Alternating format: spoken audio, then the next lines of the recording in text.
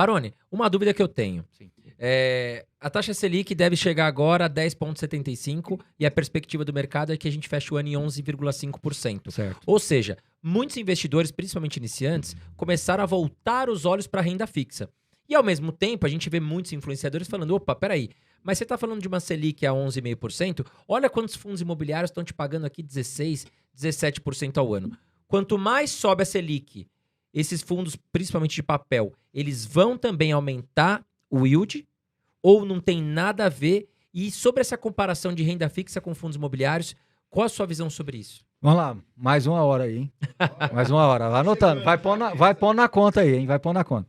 Olha só, a primeira coisa que eu queria dizer, que é muito importante, o comportamento de um fundo de CRI, ele é basicamente inflação e juros. Então, um fundo de CRI, a maioria deles é IPCA mais alguma coisa, inflação mais alguma coisa, e ele é CDI mais alguma coisa. Hoje, o cenário hoje, pode mudar daqui 6 meses, 1 ano, mas o cenário hoje é de um CDI médio perto de 12 e de uma inflação perto de 8, 7, 8, né? Então, se você tem um fundo de crédito que é inflação mais 7, inflação mais 8, nós estamos falando dos 16 que você disse. E você tem um CDI mais 4, mais 5, nós estamos chegando perto dos 15 e 16. Então, é possível que hoje, com base em hoje, você realmente tenha vários fundos de crédito que vai por essa linha dos 16. E agora eu quero até fazer um serviço de utilidade pública. Muita gente pega o valor do dividendo e divide pelo valor de mercado para descobrir do fundo de crédito. Ok, mas a conta correta é pelo valor patrimonial. Por isso que a gente sempre recomenda, no caso do fundo de crédito, você ficar cada vez mais próximo do patrimonial para você conseguir extrair o máximo do rendimento dele, ok? Se eu falei uma coisinha um pouquinho técnica, quem não entendeu agora no primeiro momento, volta um pouquinho o podcast, volta um pouquinho, mas isso é importantíssimo e às vezes as pessoas fazem errado. Vamos lá, agora a outra pergunta, aí o bicho pega. Vamos lá, tem 2 tipos de investidores, tá? Os taxeiros e os investidores essencialmente com perfil de renda passiva e imobiliária. Isso é muito importante o que eu vou dizer. Os taxeiros é os caras que vieram com essa pegada de agora juro está baixo, renda fixa acabou, vamos procurar alguma coisa que paga mais. Que paga mais é o taxeiro, por isso que ele é taxeiro. Aí ele desemboca no fundo imobiliário. Agora ele vai fazer o movimento inverso, ok? Ok.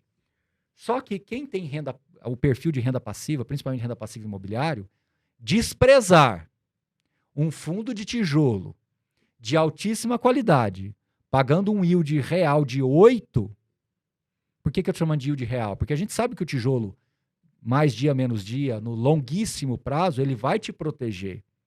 Até da inflação, né, Baroni? Isso, se aqui fosse um podcast só para investidores imobiliários, esquece fundo imobiliário, imobiliários, e falar que ele vai conseguir comprar um excelente imóvel com 8% de retorno anual, líquido de imposto de renda, Tá maravilhoso. Ele fala assim, me dá tudo o que eu quero. Sim. E se você tiver uma carteira mesclada com fundos de CRI de boa qualidade, você sobe esse yield médio para 10, 11, líquido de imposto de renda no mundo imobiliário, comparar isso nominalmente com uma Selic é no mínimo primário. Por isso que o taxeiro volta. Quando eu digo primário, eu não estou agredindo ninguém, não. Primário que eu digo numa primeira derivada, numa primeira análise. Ele não foi para a segunda. Então, muito cuidado. Agora, a boa notícia é que lembra da historinha da minha tabela? Que você tem a reserva de oportunidade, aquela historinha toda. Você vai ter um capital mais bem remunerado. Por isso que eu falei para comprar em dose mais homeopática. O seu dinheiro não vai estar mal remunerado em aguardar um pouquinho mais, em ser mais cauteloso agora, que o juros ainda está subindo, que você ainda vai ter um país que vai passar por uma eleição possivelmente muito conturbada.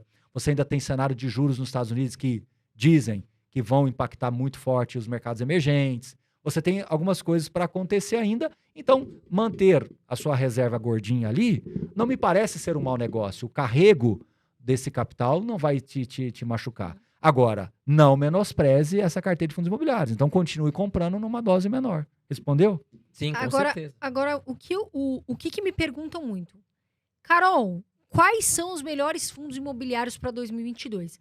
A gente sabe, como o professor falou também, que depende muito da estratégia, do perfil do investidor. Mas na sua visão, Baroni, quais são 3... Eu quase Vem você com os 3. O primeiro, o segundo e o terceiro. Sempre. É o pódio. Aqui a gente tem um pódio, né, Raulzinho? Quais são 3 fundos imobiliários que você acha que as pessoas deveriam estudar? Eu falo estudar para que a pessoa estude, como você falou, para que ela saiba se vale a pena ela investir ou não. André, vamos fazer o complô contra ela? Vamos, bora. Vamos sacanear ela? Então Vamos. toca aqui. Oficialmente, viu? Oficialmente nós dois contra Putz, perdi a pizza. Carol Dias, tá? Nós dois oficialmente contra. Os 3 maiores. Pronto. Porque se você pegar os 3 maiores... HGLG? Não. Quineia, por exemplo, entendeu? KNRI. Eu acho que é um caminho excelente. É um caminho E excelente. muita gente, eu sinto que despreza o KNRI, sabia, Baroni? É porque o yield dele, historicamente, é mais baixo. Exatamente, mas é um Diversificado. fundo imobiliário Grande, robusto, que tá entre os histórico, melhores. com desconto patrimonial, Exato. bem gerido, Banco Itaú por detrás. Só tem um defeito, né? Ele é um fundo que ele não tem novas emissões nas características normais de um fundo.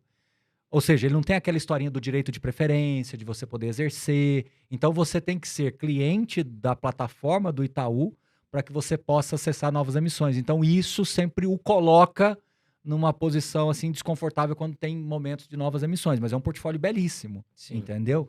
Então, assim, shoppings, você tem hoje portfólios extremamente diversificados, né? A 20 também foi muito criticada aí recentemente, quando ela fez uma operação com aquela Ancar, né? Que teve uma emissão abaixo patrimonial, o pessoal criticou muito, de fato, e eles estão conseguindo entregar um rendimento, por exemplo, acima daquilo que eles se propuseram na viabilidade da emissão. Então, assim, eu posso falar uma coisa, que aí sim é a coisa mais importante de tudo isso. Né? Iridium, só para concluir sua lista, né? O Iridium também é um fundo que tem Então, se mostrado... KNR11, Iridium. Que é o IRDM. Eu falei o HGLG, né? Que eu falei VISC, falei KNRI, falei Iridium. São fundos assim, eu estou tentando buscar Os maiores fundos por maiores setor, né? por setor e aqueles que têm Um HGRE, talvez, né? O De HGRE eu lajes. já acho o portfólio dele um pouco mais desafiador. Eu acho que ele tem condições, sim, de entregar resultados bons. Eu só não sei se é para 2022. Essa é a minha preocupação. O KNRI subiu muito os dividendos dele, os rendimentos dele. Agora saiu o relatório deles, diminuiu de novo a vacância. Eu até brinco, eu falo, cara, por Quiné não tem crise às vezes, entendeu? Parece que mesmo em crise eles conseguem fazer alocações. Porque os ativos são de alta qualidade do KNRI, né, Baroni? Mas, acima de tudo, bem geridos. Se você olha isoladamente, eu já tive essa conversa com alguns profissionais de mercado. Se você expurga um ou outro ativo do KNRI e fala assim, isoladamente, você comprar esse ativo, às vezes a resposta é não. Mas o conjunto da obra fica bom. Entendi. É um time que não tem tantas estrelas, mas joga bem. Entendi. Esse é o que melhor exemplifica o KNRI. Agora, posso falar uma coisa que eu acho que é a mais emblemática de tudo? Se você pegar a minha carteira... A gente quer pegar a sua carteira. Não, Ô, Baroni, passa os rendimentos da sua carteira pra gente aqui. Você não quer, não? Fazer um presente de adiantado do meu aniversário? Mas você sabe por que eu não faço isso, cara? Pode falar por que eu não faço? Agora, falando sério, essa história dos... Abrir sua carteira. Não, exato. Não, minha carteira é praticamente a da Suno, né? Mas o que eu quero dizer é o seguinte, assim, é muito importante isso, falar para as pessoas.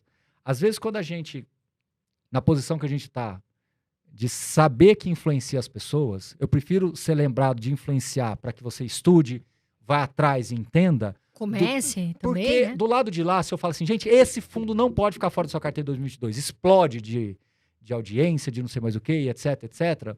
Mas o que efetivamente eu levei de fato para essa pessoa? Eu levei uma dica, eu levei um atalho, e não é isso como professor que eu quero, entendeu? Você quer ensinar o cara a pescar, não entregar o peixe na mão, Eu né? quero colocar provocação na cabeça dele, eu quero colocar Ele tem que se desafiar, porque a- aí ele estuda, né? a dúvida. Esse cara vai me seguir para sempre. Esse cara, quando o mercado cair, por exemplo, eu falo que o melhor fundo para comprar é o Iridium. Dá uma pane no Iridium, A culpa é sua. a culpa é minha, e mais do que isso, eu construo uma comunidade de haters, eu construo uma comunidade de pessoas Olha lá, que ficou vão chutando querer, no que não sei mais o que, mercado. etc.